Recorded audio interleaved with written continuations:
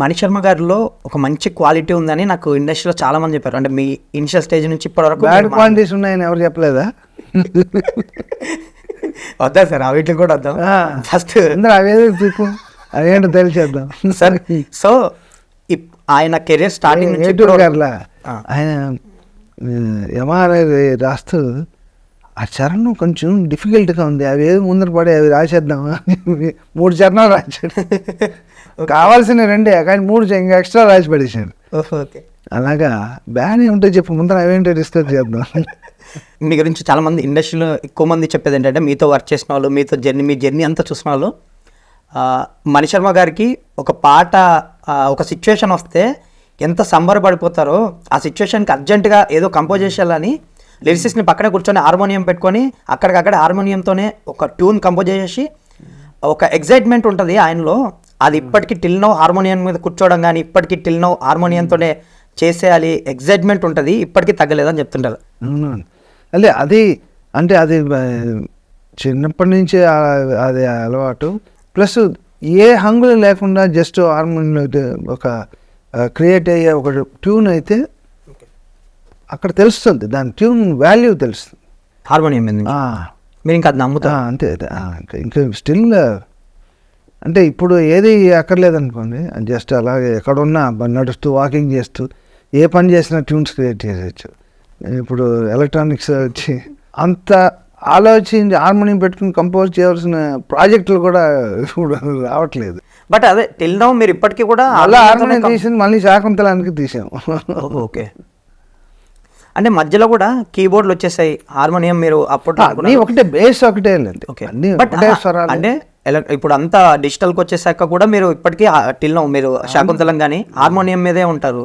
అవును, అదే ఏ హంగులు లేకుండా జస్ట్ అక్కడ నేను ఒక ట్యూను ఒక హార్మోనియం అలాగా.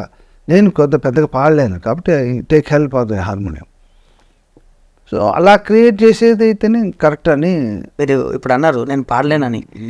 మణిశర్మ గారు the best music director till now ఈ జనరేషన్కి కానీ ఒకప్పటి జనరేషన్ కానీ ఇప్పటికీ వింటుంటాం. మీరు ఎందుకు పాడలేదు సార్? మీరు సింగర్ అవుతారు, నాకు తెలియని పనులు చేయను. అంటే చాలా మంది మ్యూజిక్ డైరెక్టర్లు అందరూ చాలా మంది పాడుకున్నారు, ఇప్పటికీ పాడుతుంటారు. Till now younger music directors కూడా వాళ్ళకి అది ఉంటుంది, నేను కూడా ఒక పాట పాడుకోవాలి. బట్ మీకు ఇన్ని సంవత్సరాల్లో ఇన్ని పాటలు ఎప్పుడు ఆ కోరిక కలగలేదా?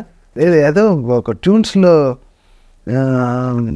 నేను వాయిస్ ఇచ్చిన ట్యూన్స్ కొన్ని ఒక సినిమా ఓకే అయిపోయి జయంత్ గారితో ఓకే 20 ట్యూన్లు కంపోజ్ చేసి కూడా ఆ సినిమాలో నన్ను తీశారు. తర్వాత ఒక సాంగ్లో భాగంలో ఒక విండ్ ఎఫెక్ట్ ఒకటి ఇచ్చా, ఇలా బీజియం కట్ చేశారు. దీనికంటే ముందర కీరవాణి గారు మ్యూజిక్ డైరెక్షన్ చేసినప్పుడు నేను నువ్వు ఒక పాట పాడాలి అని, దీనికి కనెక్షన్ ఉంది చెప్తా. పాట పాడలేదన్నాను కదా, నువ్వు పాట పాడి నేను పాట ఏంటి మెంటలా మీకు అంటే వీఆర్ వెరీ క్లోజ్ అంటే లేదు నువ్వు పాడి తీరాలి. అప్పట్లో ఏంటి 7 టోన్ 2-9 7 టోన్ 2-9 అసలు ఖాళీ లేదు. ఒక పాట 7 టోన్లో అయిపోవాలి, 2-9లో ఒక పాట అయిపోవాలి అంతే, మొత్తం ఫినిష్ అయ్యి. ఇప్పటిలా కాదు, 2 రోజుల్లో ఒక సినిమా అయిపోతుంది కంప్లీట్. అలా చేసే రోజుల్లో అప్పుడు పాడమంటే నేను పాడనంటే నేను భోజనం చేయను అని చెప్పి పవన్ చరణ్ కూర్చున్నాను కీరవాణి గారు. అలాంటప్పుడు ఆ పాట పాడాల్సి వచ్చింది. ఓకే, ఆ పాట పాడాను. మర్నాడు ఆ ప్రాజెక్ట్ కానీ ఆ ప్రొడ్యూసర్ ఆల్రెడీ 2-3 పాటలు అయిపోయినాయి, ఎవరు లేరంటే వ్యానిష్. ఆ సినిమా లేదు, ఆ ప్రాజెక్ట్ లేదు, షెల్వ్ అయిపోయింది ఇంకా ప్రాజెక్ట్. సో మీరు ఇంకా అప్పటి నుంచి అలా ఆ సాగుతో తప్పించుకుంటున్నాను. బేసిక్గా మీకు సింగింగ్ ఇంట్రెస్ట్ ఉందా సార్? లేదు, స్టార్టింగ్లో ఓన్లీ మ్యూజికే, ఓన్లీ. ఎప్పుడు ఇంకా నేను ప్రోగ్రామింగ్ చేసుకునేవాడిని, నేను మ్యూజిక్ చేయను, తెలియని పనులకి వెళ్ళను అంతే. మీరు ఇప్పుడు హీరోలతో చాలామంది పాడిస్తున్నారు మ్యూజిక్ డైరెక్టర్స్. మీరు చిరంజీవి గారితో మృగరాజులో ఒక సాంగ్ పాడించారు, ఛాయ్ చటుకున్న ఆ సాంగ్ అని. ఇప్పుడు చిరంజీవి గారితో పాడించాలనే థాట్ ఎవరిది? ఆ సాంగ్ ఎలా జరిగింది సార్? అది అలా కుదిరింది అంతే. మీరు మీరు ఫిక్స్ అయ్యారా చిరంజీవి గారితో పాడిద్దామని? ఇప్పుడు కీరవాణి గారు మీతో అన్నట్టు అందరూ అనుకుంది అది. ఓకే, అనుకుని ఆయన ఫస్ట్ రెసిస్ట్ చేశారు, లేదు మీరు పాడాలని కొంచెం బలవంతం చేసి పాడించా. పాడాక ఆయన రెస్పాండ్ అయ్యింది సార్, మొత్తం సాంగ్ అయిపోయాక మీకు కానీ టీం కానీ ఆయన ఎక్సైటెడ్, అందరికీ ఎక్సైట్మెంట్. ఆ సాంగ్ కూడా చాయ్ మీద బాగుంటుంది. అదే అదొక డిఫరెంట్ సాంగ్, మీ నుంచి ఒక డిఫరెంట్ సాంగ్స్లో అదొకటి ఉంటుంది. అంటే కరెక్ట్ అందరికి కామన్ పాయింట్ చాయ్ అనేది. అది అది ఎలా కుదిరింది సార్ టీ గురించి చేయాలనేది ఆ సిచ్యువేషన్కి? అది ఏదో స్పెషల్గా చేయాలని ఆయన డైరెక్టర్ గారే కాన్సెప్ట్ అది. బట్ బోస్తో కూడా చంద్రబోస్ రాశారు అది. ఓకే, ఆయన ఇన్పుట్ కూడా ఉంది.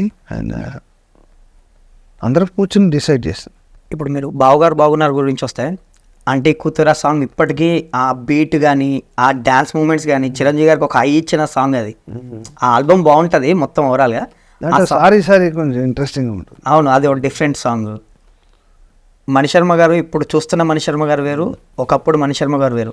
ఒకప్పుడు చెన్నైలో 4 ఫ్లోర్లు ఫుల్ బిజీగా 10-12 సినిమాలు, ఈ డైరెక్టర్తో మీటింగు, ఇక్కడ ప్రొడ్యూసర్తో మీటింగు, అంటే హెక్టిక్గా ఉండేది మీ వర్క్. సో అన్ని సాంగ్స్, అన్ని పాటలు, అన్ని సినిమాలు, ఇంత డిస్కషన్ ఎలా మెయింటైన్ చేస్తారు సార్ అన్ని ఫ్లోర్ల వర్క్ ఒకే టైంలో? అదే చేయకపోతే ఒప్పుకోకూడదు, చేయలేకపోతే ఒప్పుకోకూడదు. ఓకే, ఒప్పుకున్న తర్వాత you have to enjoy it, అంతే. I use to enjoy that. Okay, ఆ ఫేజ్ ఎంజాయ్ చేస్తారు. అవును, అన్డౌటెడ్లీ. ఎక్కడ నో ప్రెషర్. ఎందుకంటే నాకు ఆ క్రియేటివ్ బ్లాక్ లేదు, నాకు బ్లెస్సింగ్. క్రియేటివ్ ఎన్ని ప్రాజెక్టులైనా ఎన్ని అయినా సరే ఐ యూస్ టు ఫుల్ఫిల్. ఎలా నా వల్ల ఒక రోజు డిలే కానీ, ఒక నిమిషం ఒక షూటింగ్ డిలే కానీ ఇంతవరకు ఎప్పుడు లేదు. అన్ని సినిమాలు ఉన్నా కానీ, అన్ని సినిమాలు ఎలా? అదే ఇప్పుడు అంటే అలాంటి సెటప్ క్రియేట్ చేసుకున్నా. 5 స్టూడియోలు ఉండేవి నాకు, 5 ఇంజనీర్స్ రౌండ్ ద క్లాక్, ఒక 5 స్టూడియోలు. ఒక్కొక్క స్టూడియోలో ఒక కీబోర్డ్ ప్లేయర్ ఉంటాడు, ఒక దాంట్లో వైలిన్స్ రెడీగా ఉంటారు, దాంతో రిథమ్ సెక్షన్ ఉంటుంది. డాక్టర్ చూసినట్టు అన్ని పేషెంట్ ఒక్కొక్కటి అలా ఫినిష్ చేసుకుంటూ వచ్చేవాడిని. ఆ టైంలో అసలు ఎలా వర్క్ చేస్తారు సార్? నైట్ పగలు అలా ఉండేదా? లేదంటే నైట్లో ఎప్పుడు ఏంటి ప్రెషర్ ఉంటే తప్ప నైట్ పని చేసేవాడిని కాదు. ఆ టైంలో కూడా ఎప్పుడైనా ఓకే, మ్యాక్సిమం 10-10:30, 11. ఓకే, నేను అలా ప్లానింగ్లో చేసేవాడిని వర్క్. స్పెసిఫిక్గా ఉండేవారు ఇంకా? చాలా ప్లానింగ్. అసలు ప్లానింగ్ 50%, ఎగ్జిక్యూషన్ 50%, అలా ఉండేది. అంత బ్యూటిఫుల్ ప్లాన్ చేసాం. ఆ టైంలో మీరు మంచి భూమి ఉన్నప్పుడు మీది యాజ్ అ మ్యూజిక్ డైరెక్టర్గా స్టార్ హీరోలు వీళ్ళందరూ కూడా అప్పట్లో, ఇప్పుడు అంటే టెక్నాలజీ వచ్చేసింది, ఒక సాంగ్ పంపించడము, బీజిఎం పంపించడం చాలా ఈజీ అయిపోయింది. అప్పట్లో రీల్ చెక్ చేసుకునేవారు వచ్చి, అప్పుడప్పుడు వచ్చి డైరెక్టర్లు కానీ వీళ్ళందరూ ఫస్ట్ హాఫ్ సెకండ్ మొత్తం రీల్. ఆ టైంలో ఒక స్టార్ హీరో మీకు చెప్పకుండా వచ్చేసి ఒక రీల్ చూపించమంటే మీరు రీల్ అంతా చూపించేసి వర్క్ అంతా చూపించేసి హ్యాపీగా ఫీల్ అయ్యాక, ఆయన వెళ్ళే టైంలో ఇలా చెప్పబెట్టకుండా రాకండి సార్, నేను వేరే వర్క్ ఉంటుంది, డిస్టర్బ్ అవుతుంది అన్న సెన్స్లో ఏదో ఒకటి చెప్పారండి. అంటే ఇప్పుడు అది మీ గట్స్ గురించి చెప్పడానికి ఇది ఒక నిదర్శనం, ఇది ఒక మూమెంట్ ఆ టైంలో. మర్చిపోయింది.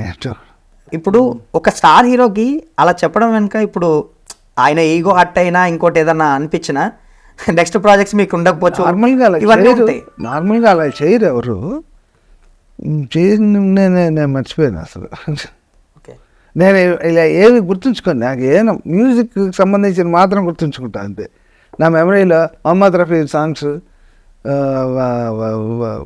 ఎంఎస్ విశ్వనాథన్ సాంగ్స్, మా గురుగారు ఇళయరాజా గారి సాంగ్స్, ఇవి ఎక్కువ ఉంటాయి మెమరీలో. అవి అంటే మిగతా విషయాలకి నేను ఎక్కువ